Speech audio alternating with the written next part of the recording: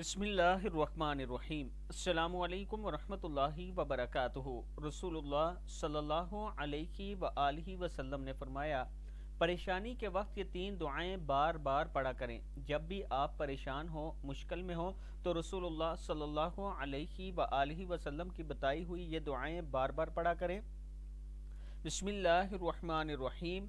لا الہ الا اللہ، لا الہ الا اللہ العظیم الحلیم، لا الہ الا اللہ رب السماوات ورب الارض ورب العرش العظیم، لا الہ الا اللہ العظیم الحلیم، لا الہ الا اللہ رب السماوات ورب الارض ورب العرش العظیم۔ اللہ کے سوا کوئی معبود برحق نہیں جو بہت عظمت والا بردبار ہے، اور لا الہ الا انت سبحانک انی کنت من الظالمین، لا الہ الا انت سبحانک انی کنت من الظالمین۔ الہی تیرے سوا کوئی الہ نہیں، تو پاک ہے، بے شک میں ہی قصوروار ہوں۔